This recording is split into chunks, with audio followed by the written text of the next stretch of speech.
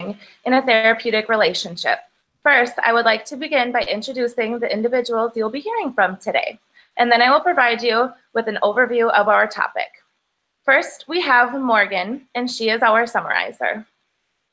Next, we will hear from Ashley, and she is our researcher. Then we will have Maria, and she will be our illustrator. And then we will have Andrea as our fielder. And I am Katie, and I will be the introducer. So a little background information on our topic. Gifts are a means of communication and expression between two or more individuals. Gifts are given in different contexts, such as holidays, birthdays, celebrations, and gratitude and good wishes. We will specifically look at gift giving in a client-therapist therapeutic relationship.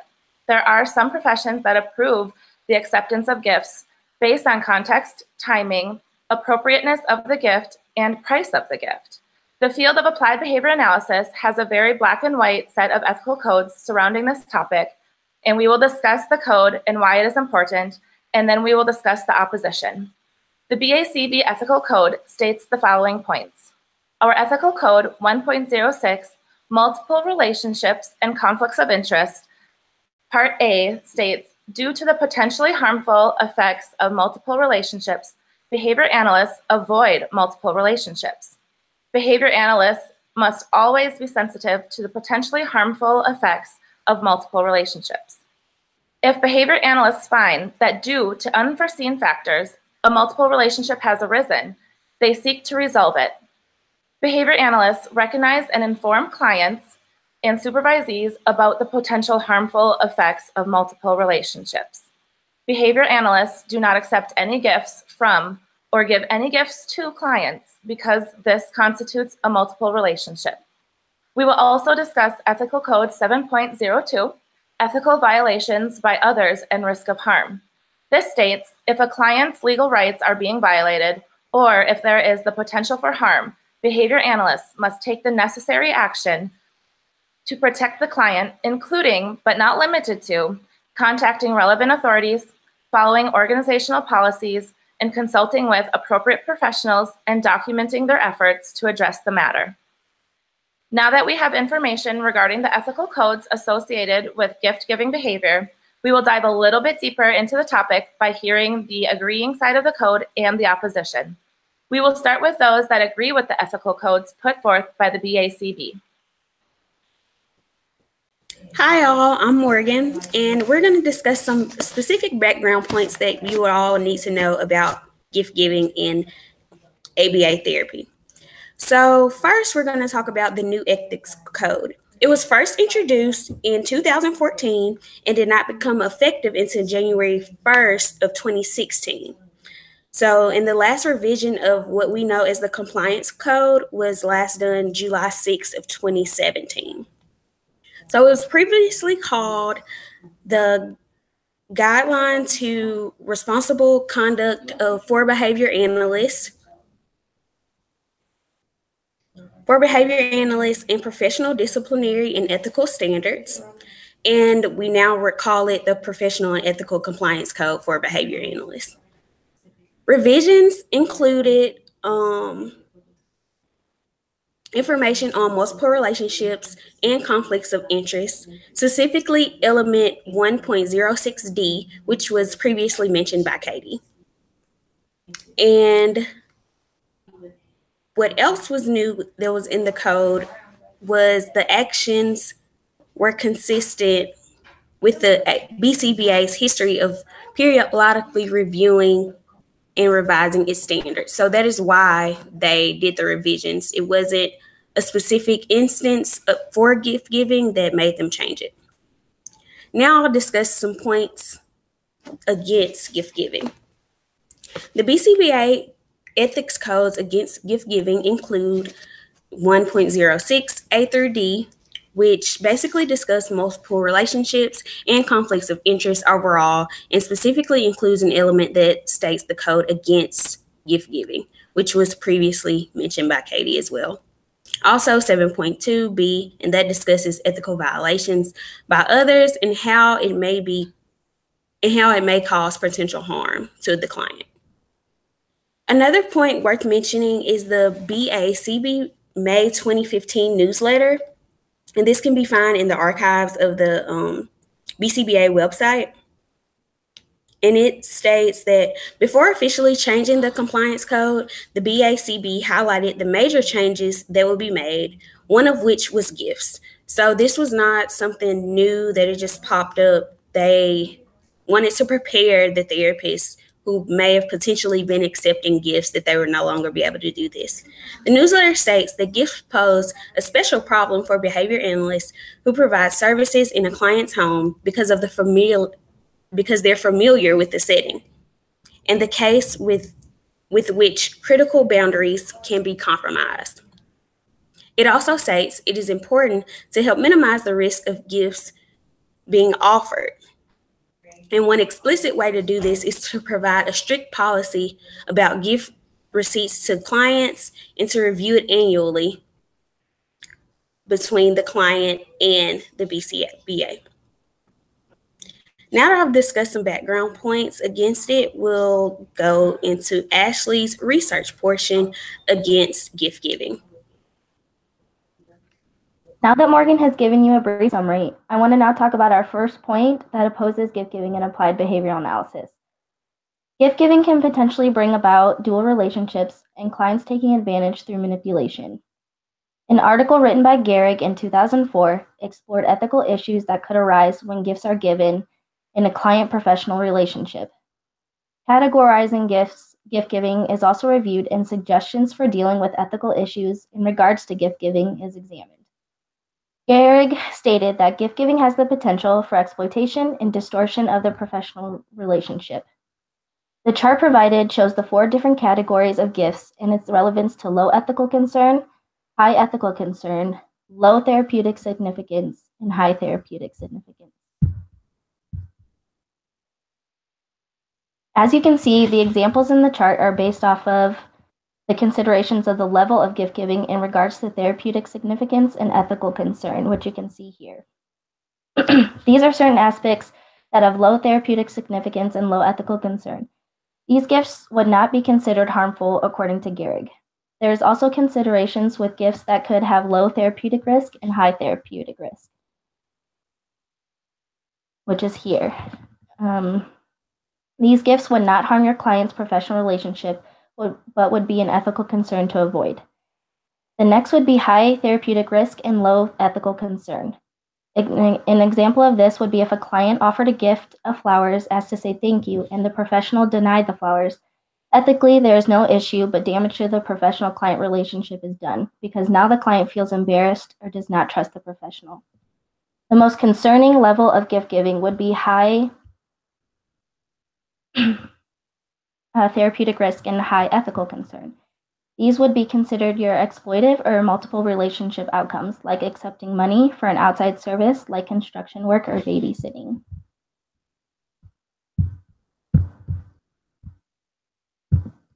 A limitation of this study found that no significant studies have examined the dimensions of gift giving, and more research is needed to define the interactions between professional and clients to determine the effects of gift giving. I also want to note that there is not research in regards to gift giving specifically in ABA. An example I'd like to talk about is if a client's parents gave a personal gift to you or your family, such as a bag of toys for your son for your upcoming vacation. It may seem like this parent is giving a gift out of gratitude for your service or just to be nice. However, this is also opening up an opportunity for exploitation. That parent may use it later down the road to try and get you to give their son more non-billed hours just because they ask and have done nice things for you in the past. By accepting a gift, you are opening up an opportunity for a client to use that against you later on in the professional relationship, and he or she expects something in return. This violates the BACB Ethics Code 1.06, multiple relationships and conflicts of interest. There are also certain cultural aspects that I would now like to touch on that would define an opposition for gift giving. War and dominance expressed through gift giving in some cultures. According to Cronk in 1988, gift giving can be misinterpreted and cause harm to cultural differences in understanding of what gift giving means. In some cultures, gifts can be given in order to embarrass recipients and promote overall status of the gift giver and the receiver. Gift giving can also be a substitute for war in some cultures. Therefore, it is safer to avoid giving gifts so that harmful effects do not arise due to gift giving in therapy settings. For example, if you allow parents to bring in gifts during Christmas time, there are certain parents with cultural values that would see gift giving as a means of competition. Parents who see gift giving as a competition may feel disrespected when gifts are being given to employees by others. According to Zur in 2017, boundary violations are gifts giving that is inappropriate in nature, such as gifts that are coercive, racist, or sexual in nature. It is important to take note of the cultural aspects that are behind the gift giving so that no damage and disrespect is done. It is also important to note that gift giving had the potential to cause others to start a game of who is better than whom, and conflict of interest is at risk, which would violate the BACB Ethics Code 1.06, multiple relationships and conflicts of interest. Maria will continue our opposition for gift giving and provide an illustration. Thank you, Ashley. And as she said, I'm really just going to piggyback off of some of the points that she has mentioned and some of the codes that were mentioned earlier. Now, as a behavioral analyst in training, you watching this debate, you're going to ask yourself, well, how is this relevant to me? But of course, the answer is fairly obvious, I'm sure.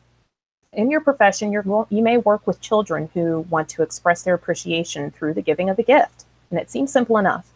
Whether you are in favor of gift giving or against it, Knox et al. States that the professional's response is crucial to the client-therapist relationship and can significantly impact it even beyond therapeutic boundaries within your office or within your practice. And so for some illustrations against gift giving, as a behavioral analyst, it is your responsibility to do what is in the best interest of the client at all times by behaving ethically. This includes minimizing harm and staying true to the ethical code of the profession. And as the compliance code states, accepting a gift can result in the engaging of a multiple relationship, which is strictly forbidden in the code and both harmful and unethical. And so it's our responsibility in our profession to ensure that we do not exploit clients in any way, as was stated earlier, particularly when it involves a vulnerable population such as children. It can be argued here that in your practice, you would be more likely to receive a gift from a parent rather than a child that you work with. So as an example, let's say that the client's mother gives you a gift of a free baseball ticket. The parent assures you that the ticket was an unused extra and thinks that it would actually be beneficial to her and her son to spend more time with you outside of the therapeutic setting and strengthen your bond and trust as a unit. Now, Brown and Transgrud state that the therapists and counselors are both far less likely to accept a gift that is of a high monetary value, in addition to it being unethical and potentially appearing as coercive, as was stated by Ashley earlier.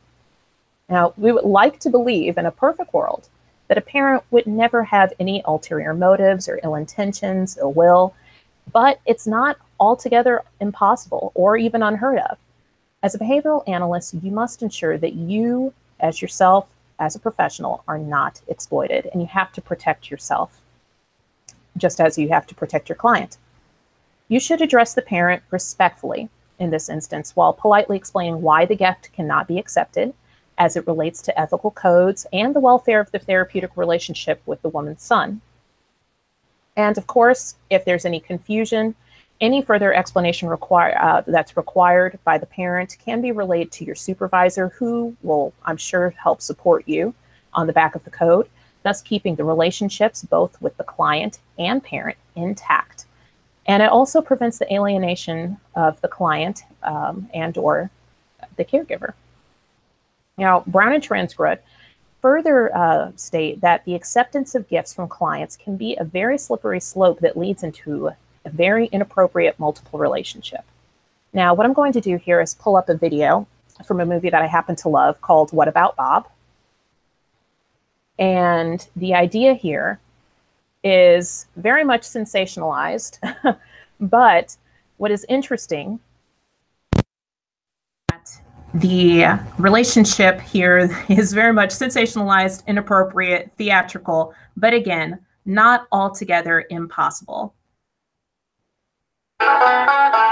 Just when Leo Marvin thought he was getting away from it all. As of this afternoon, I'm taking my family on vacation. His old friend Bob Wiley showed up. Dr. Marvin! Oh my God. I really appreciate this. I don't want any of you letting Bob into this house. He's a sweet guy. Didn't you invite Bob over for dinner? Would you like smoked chicken pot?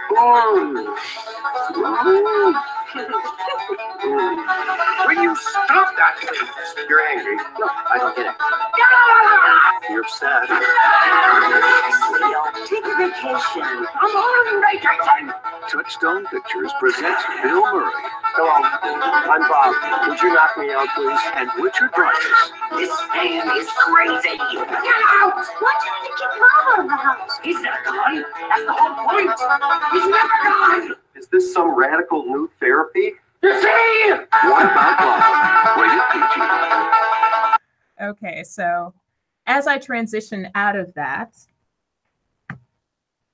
okay, so see, again, very much a sensationalized explanation, an example, and quite funny. Go see that movie if you haven't. But it's not altogether impossible. So you have to make sure that you are very much careful about protecting yourself with ethical codes. Now that we have heard the points on why we as behavior analysts are not able to accept gifts, let's switch gears and open discussion to the opposing side, those that are in favor of gift giving in the therapeutic relationship.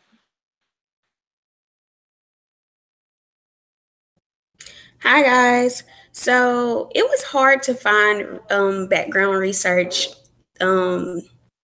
that supported gift giving on our end as behavior analysts. So I had to research separate entities as far as counseling, kind of people that do therapeutic work, but don't do exactly what we do. One, I guess, association that I came up or found was the American Counseling Association Code of Ethics. One thing that stood out to me most about them was that they had all these different, they addressed gift giving, but in a different way. It wasn't so cut and dry as far as behavior analysts. And how behavior analysts revise their code of ethics each year. This was last revised in 2014. So I'm going to discuss their code of ethics that support gift giving. The first one is the ACA Code of Ethics, element A.6b, and that discusses extending boundaries. It says, counselors consider the risks and benefits of extending current counseling relationships beyond conventional parameters. Examples include attending a client's formal ceremony like a wedding, purchasing a service product provided by a client, and visiting a client's ill family member in the hospital. In extending these boundaries, counselors take appropriate professional precautions such as informed consent, consultation, supervision, and documentation to ensure that judgment is not impaired and harm does not occur. The next element that discusses or is in support of gift giving is A.6c, and it discusses it discusses the official documentation process that must be conducted prior to extending interactions when it's feasible. So unlike us, the counseling association has to have certain documentation when they are have encounters with clients outside of therapy. Also, element A.10f discusses specifically receiving gifts. And this one states, counselors understand the challenges of accepting gifts from clients and recognize that in some cultures, small gifts are tokens of respect and gratitude.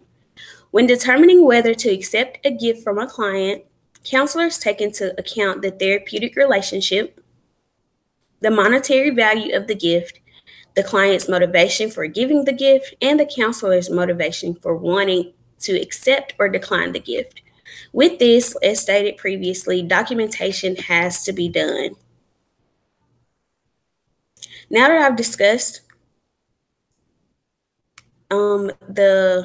some points in favor of gift giving, I want you all to note as well that there is no extensive research for the pro point of gift giving for BCBAs. Therefore, that's why the American Counseling Association is cited and other associations will be cited throughout this debate. Now I'll move on to Ashley and her points in favor of gift giving. Like Katie previously stated, applied behavioral analysis has a very black and white set of ethical codes surrounding this topic. First, I want to talk about why gift giving can be important in our field. An article by Blanco and Sheely Moore in 2012 described a principle developed by Dr. Virginia Axline.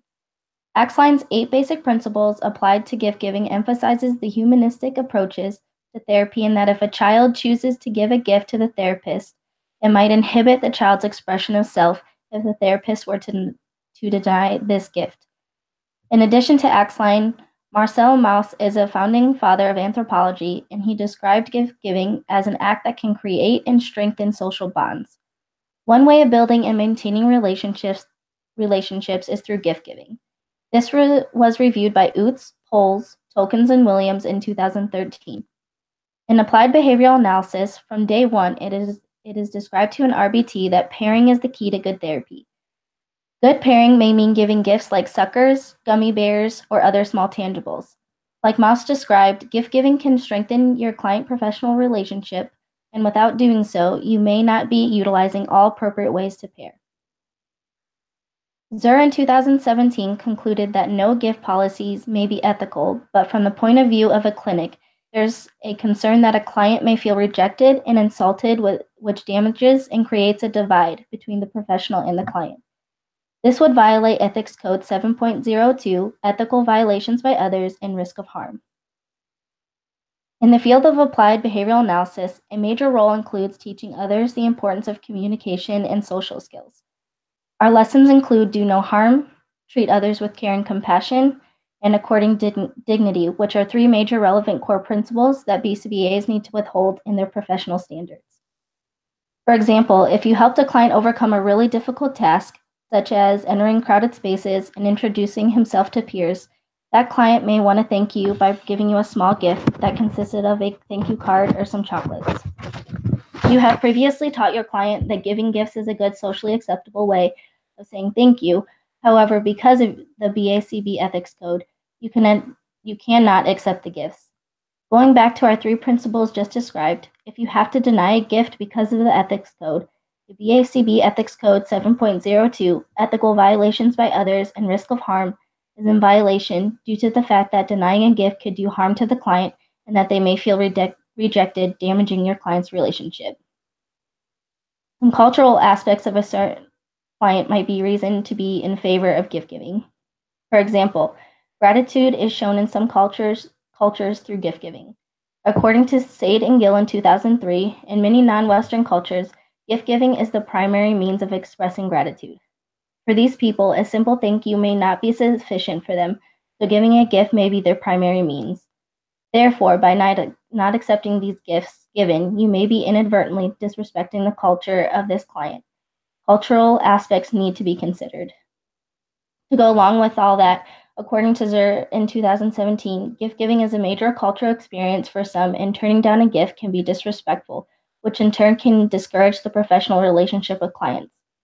In his article on the Zur Institute website, he speculates that there is a difference between boundary crossing and boundary violations. Boundary crossing can enhance therapeutic work as long as the gift giving is appropriate, such as a small gift in low monetary value or a homemade gift with gratitude. Boundary violations, however, are those lines that should not be crossed, which we have previously touched on already. Next, Maria will show a quick video clip in favor of gift giving.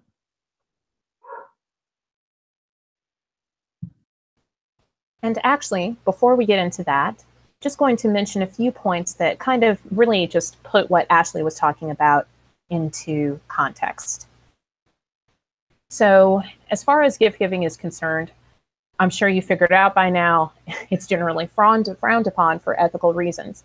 Now, for counselors, they are to consider the consequences of acceptance or rejection of the gift first, as noted by the ACA Code of Ethics. They actually get that luxury. For behavioral therapists, it's considered wholly unethical to accept any gift, as noted by their compliance code.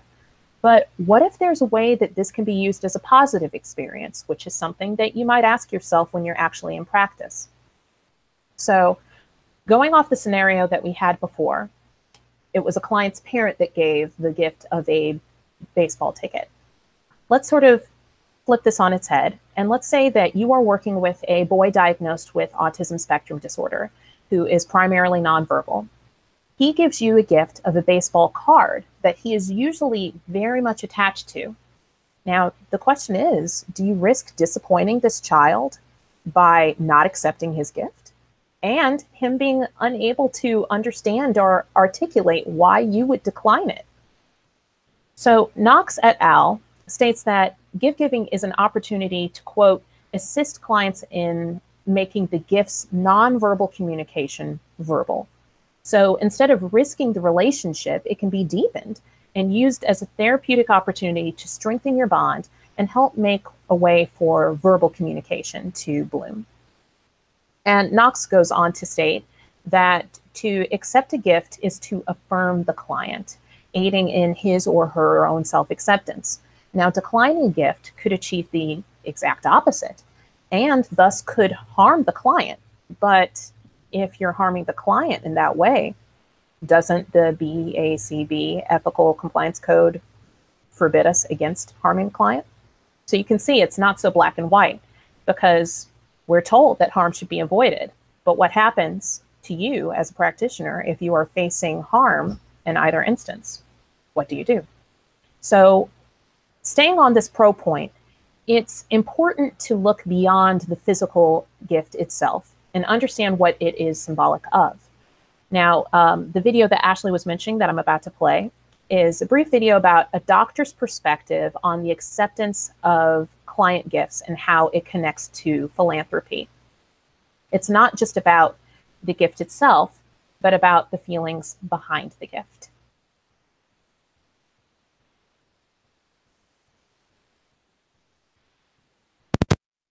And here we go. Peru.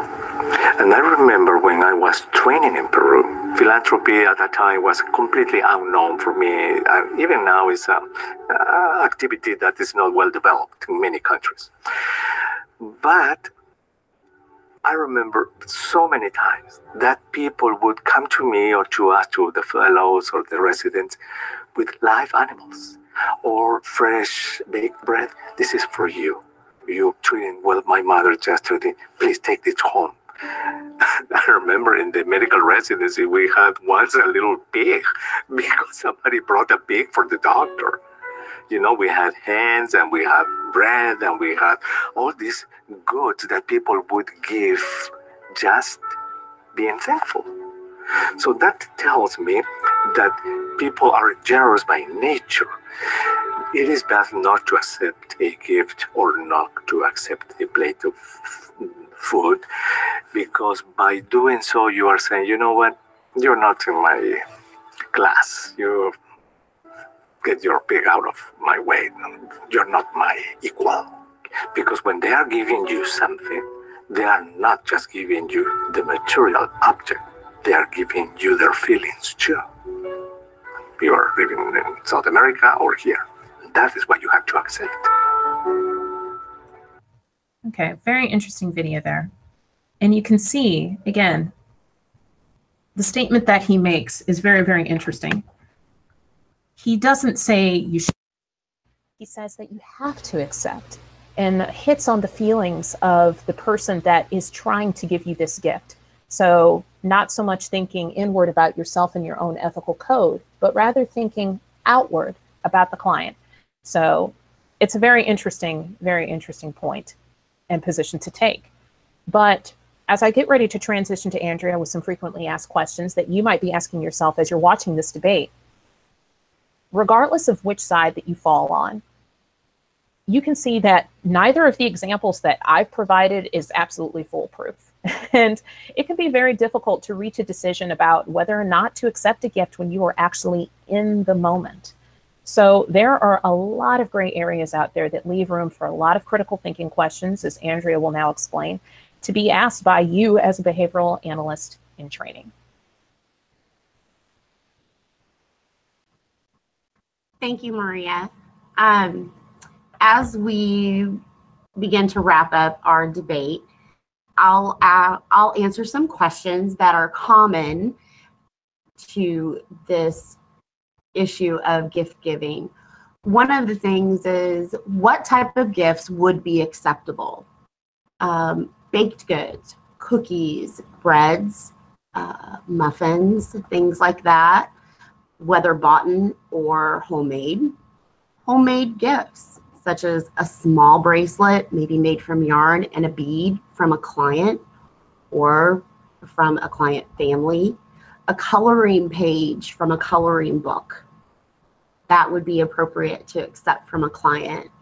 A rock that a client painted would also be something very simple to accept.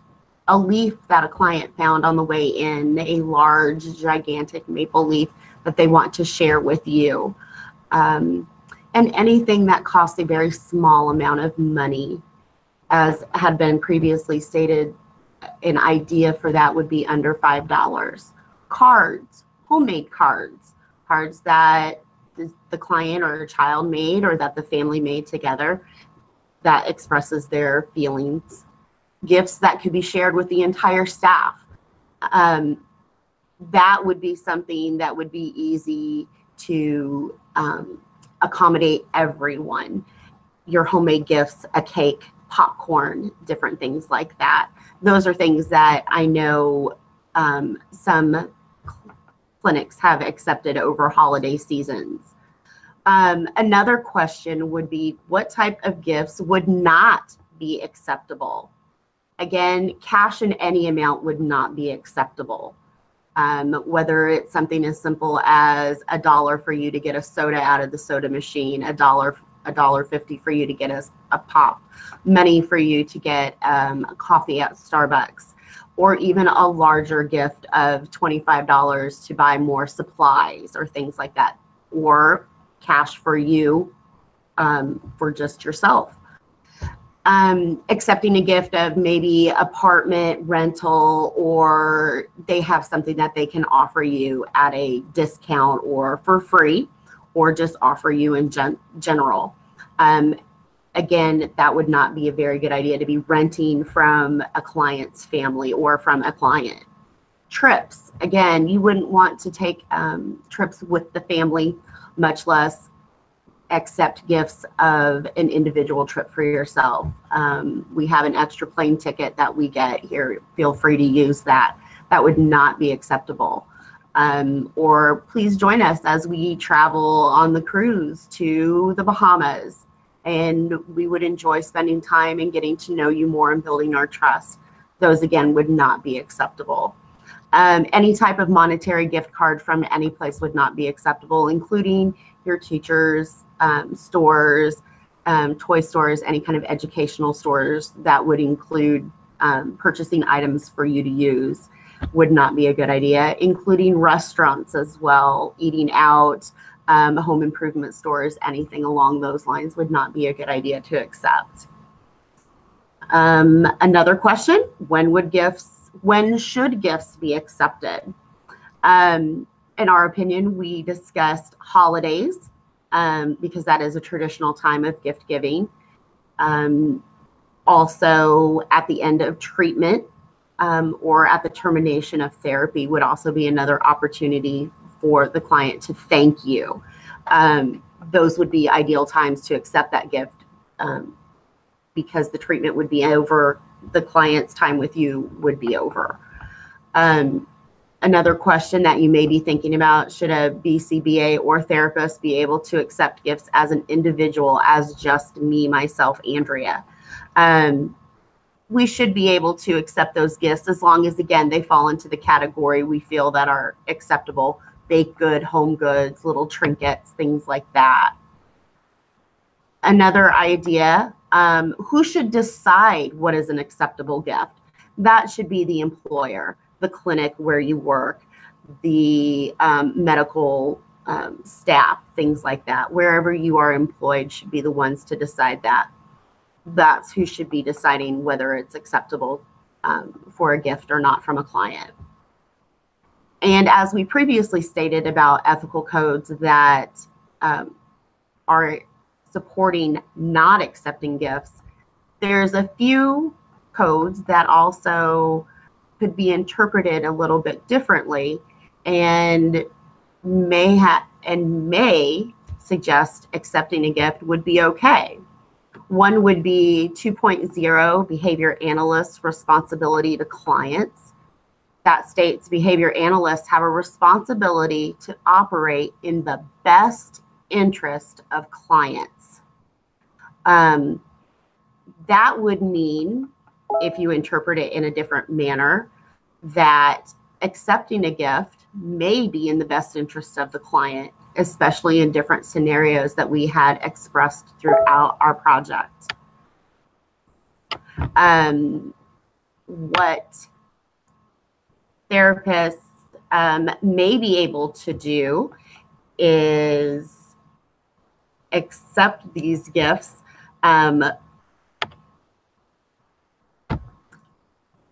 for the best interest of the client because they're learning to give gifts, they're learning to be social and things like that. Another code that would support that would be 2.05, rights and prerogatives of clients. This one states the rights of the clients are paramount and behavior analysts support clients' legal rights and prerogatives. The key word there would be the prerogative of the client to give you a gift and offer this item that they feel is from within them. So again, there's another code that could be interpreted as here is a way to accept a gift in the best interest of our client. And finally, another code would be 1.04 integrity D. Behavior analysts' behavior conforms to the legal and ethical codes of social and professional community of which they are members. So if you are a member of a community that is very diverse and that is part of their culture, such as the video that Maria shared, it was definitely part of the culture where the doctor was from to accept these gifts. That is acting again in the best interest of the client. So we need to remember to take these ideas, 2.0, 2.05, 1.04, and think about how those relate back to our clients and support our clients giving gifts and us accepting those gifts. Another thing that we need to talk about would be what are some preventative strategies that can be used to help clients, parents, and others not to offer or provide gifts. That is something that should be discussed at intake meeting. I know where I am employed, they do discuss that at the intake meeting. Reminders and newsletters, especially at holiday times when gift giving is very much part of our culture and many other cultures. Also, reminders on social media. Many clinics have social media pages. That would also be a nice opportunity to remind the families that gift giving is not the best thing for our staff. Small signs posted at the front desk to remind clients as well. And also create times when families can donate to other causes and that the whole clinic supports these ideas, such as July and August, maybe there is a school drive so the families can feel like they are donating to the community and still supporting our clinic as well. With that, there's also October and November. We have the food drive, where again, families can bring in food for other needy families that go to a shelter. March and April, Towels Toiletry Drive, again, going to shelters to help others. So those are some suggestions for families to donate to, so that way they feel they're helping others and helping the clinic.